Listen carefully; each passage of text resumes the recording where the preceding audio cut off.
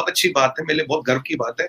मेरे को तो कल यकीन हुआ फखर भाई, डॉक्टर जयशंकर साहब का मैंने स्टेटमेंट सुना, exactly it was word to word, line to line same. मैंने कहा भाई अगर हम आज almost 20% of the world population, हम सबसे ज्यादा पीस कीपर यूएनएससी में देते हैं, यूनाइटेड नेशंस में देते हैं, हम दुनिया में 5 बिलियन वैक्सीन दे रहे हैं, हम दुनिया में सबसे ज्यादा वेट दे रहे हैं, हम सबसे सस्ती दवाई दे रहे हैं, और दुनिया में आज 100 से 150 कंट्री में अगर बीमारियां नहीं हमारी दवाइयों के कारण। ये तो हमारा गली और चली वाला सिस्टम है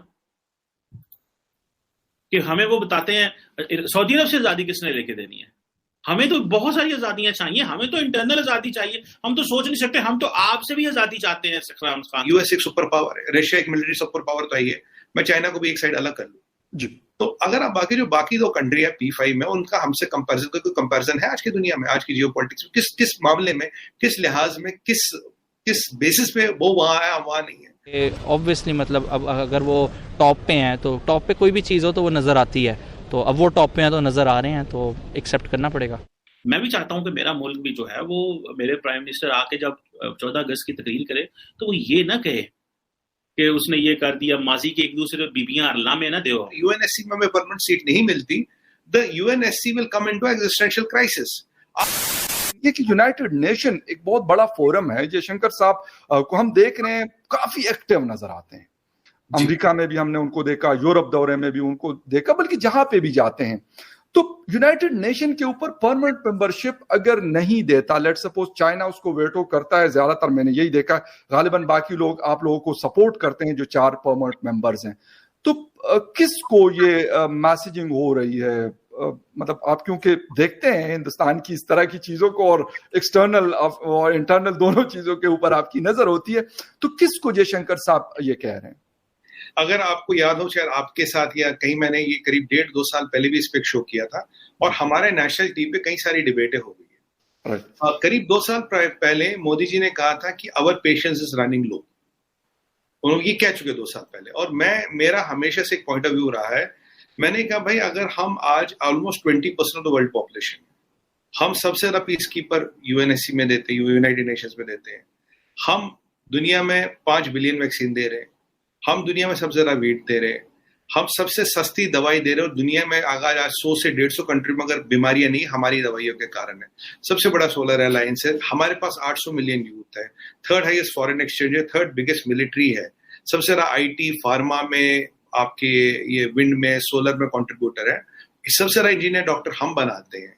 अब G20 की बात करें, G10 की बात करें, ब्रिक्स की, G7 की बात करें, ब्रिक्स की बात करें, SCO की बात करें, ऐसा कोई I2U2 क्वाड, ऐसा कोई इंटरनेशनल फोरम नहीं जहां हम नहीं है। अगर हम यहाँ हर जगह है तो यूएन एक ऐसा इदारा कैसे है जहां के P5 में, परमानेंट 5 में हमारी सीट नहीं है? देखिए गलती कुछ हमारी भी थी, हमारे नेहरू जी ने तो वो जब उन्हें मिला था उन्होंने उठा के चाइना को दे दी, चलिए वो तो हिस्ट्री है।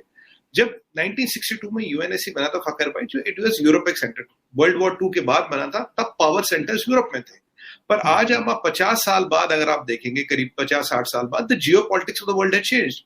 आज पावर सेंटर्स चाइना, मतलब एशिया में, it's a Asia centric world. अगर आप देखें, चलिए आप, मैं कर लूं, एक यूएस एक सुपर पावर है, रशिया एक मिलिट्री सुपर पावर तो है, मैं चाइना को भी एक साइड अलग कर लूं जी। तो अगर आप बाकी दो कंट्री है P5 में, उनका हमसे कंपैरिजन, कोई कंपैरिजन है आज की दुनिया में, आज की जियोपॉलिटिक्स में, किस मामले में, किस लिहाज में, किस बेसिस पे वो वहां है, हम वहां नहीं है। You cannot ignore 20% of the world population and run a international world body. ये मैं पिछले 2 साल से कोट अनकोट ये कह रहा हूँ, मेरे लिए बहुत अच्छी बात है, मेरे लिए बहुत गर्व की बात है। मेरे को तो कल यकीन हुआ फखर भाई, डॉक्टर जयशंकर साहब का मैंने स्टेटमेंट सुना, exactly it was word to word, line to line same. मतलब बड़ी अच्छी बात है कि जो पिछले 2-2.5 साल से कह रहा हूँ, आज हमारे एक्सटर्नल अफेयर्स मिनिस्टर साहब वही चीज कह रहे हैं, और बिल्कुल खुल के कह रहे हैं। और उनमें उनकी जो मुझे सबसे अच्छी बात लगती है, वो इन बिटवीन द लाइंस नहीं बोलते, खुल के बोलते हैं। मैंने खुल के क्लियर बात करते हैं, क्लियर बोलते हैं, इधर आगे पीछे हर किसी को समझ आ जाती है। हाँ, और उन्होंने सबसे अच्छी बात ये बोली, मैं यही बोलता था शुरू, मैंने कहा अगर यूएनएससी में हमें परमानेंट सीट नहीं मिलती, the UNSC will come into existential crisis. आप एग्जिस्टेंशियल क्राइसिस में आ जाएंगे, क्योंकि अगर आपने हमें बाहर रखा, अगर हमने 20% पॉपुलेशन को वर्ल्ड अफेयर से बाहर रखा, तो देखिए फखर भाई, necessity is the mother of evolution. आज यूएन है, कल को कोई और बॉडी बन जाएगी। एक टाइम में सार्क था, फिर कोई और बॉडी बन गई, I2U2 नहीं था 1 साल पहले, क्वाड 3 साल पहले नहीं था, आज ये हकीकत जिंदगी बन गई। SCO 5 साल पहले नहीं था, ब्रिक्स 5 साल पहले नहीं था। तो अगर ऐसी चीजें चलती रही, और ये जो यूएन ने, और खासकर जो यूएन ने, देखिए यूएन कोई वॉर प्रिवेंट आज तक नहीं कर पाया, ये भी एक हकीकत है। ये भी आपको बड़ी इंपॉर्टेंट बात है आपकी, बिल्कुल कोई वॉर प्रिवेंट नहीं। अभी ये रशिया यूक्रेन में क्या कर पाया यूएन? जब तक वहां चाइना P5 में बैठा है वो कुछ नहीं कर पाएगा। P5 में आपके पास वीटो पावर है। हमने कहा था, मेरा ये मानना है कम से कम 10 से 12 कंट्रियों को P5 में होना चाहिए, और जो सिक्योरिटी काउंसिल जाए वो मेजोरिटी वोट से जाए, या तो 70-30 पर जाए। कोई ऐसा नहीं कि कोई भी अब्सटेन कर दे, कुछ नहीं होगा। फिर अभी क्या हो रहा है, वो डिफंक हो गई है, वो यूजलेस ऑर्गेनाइजेशन बन गई है। चाइना जब चाहे डिफंक, जब वीटो कर देती है। तो ये जो दिक्कत हो रही, जैसे मान लीजिए 12 लोग, अगर 12 में से 8 लोग किसी चीज की तरह सहमत हैं, तो यूएन का फैसला वहां होना चाहिए। It should be majority vote. देखिए, आज आपको ब्राजील को रखना पड़ेगा यूएन में, आपको इंडिया को रखना पड़ेगा। दुनिया में और ऐसी कई कंट्रीज है जो बड़े शक्तियां बन गई, बड़े ममालिक बन गए, उनको आपको वहां बिठाना पड़ेगा। तो जानते हैं कि इंडिया ने बहुत ज्यादा ग्रो किया है, हम और भी बहुत ज्यादा कंट्रीज हैं एशिया के अंदर जिनका नाम बहुत है, लेकिन अगर हम देखें कि इस वक्त किसको माना जानते हैं, लेकिन डेफिनेटली आपको देखते हैं कि चाइना और इंडिया बहुत ज्यादा आगे उभर कर है। आपको क्या लगता है इस वक्त इंडिया एशिया के अंदर स्ट्रॉन्गेस्ट कंट्री कौन सी है? इकोनॉमी किसकी बेस्ट स्ट्रॉन्ग है?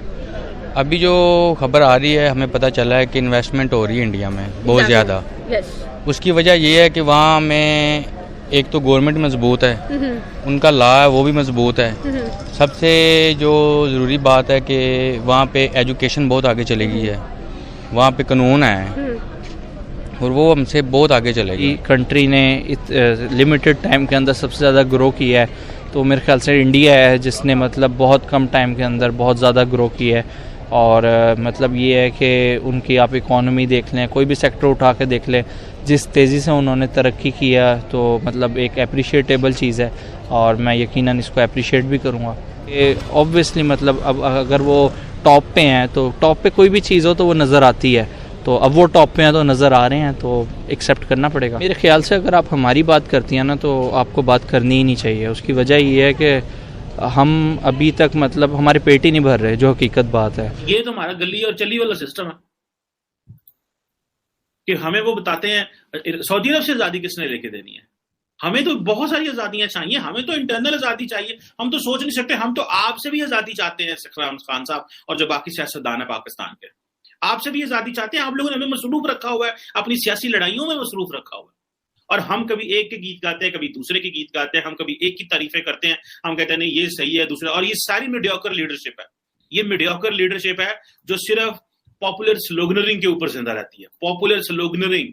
और ये जो बाकी इस वक्त हुकूमत में, ये भी जब ऑपोजिशन में होते हैं, ये भी पॉपुलर स्लोगनरिंग कर रहे होते हैं उस वक्त। और at the end of the day हमें यही पता चलता है कि पाइन ओ जनाब देखो, जो इंडियंस हैं वो इकोनॉमिकली यहाँ चले गए हैं, वो यहाँ पे इंगेज हो गए हैं, उनको कोई परवाह नहीं है।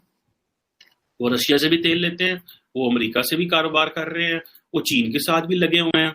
और हमें इन हमारे जो ये बहुत बड़े जो लीडरान हैं, इन्होंने हमें बताया है, उन्होंने कहा नहीं इंडिया दुश्मन है साडा, इंडिया ना नहीं गल कर। हम तो लोग मुनाफाखोर लोग हैं यहाँ पे तो देखिए डॉलर 250 रुपये चला गया। हकीकी डॉलर की जो प्राइस है वो तो 185 के करीब है, वो भी कड़ा घट है, वैसे बहुत ज्यादा है। लेकिन उन्होंने क्या किया, उन्होंने कहा नहीं पायन है जो है ना 250 पे ले गए।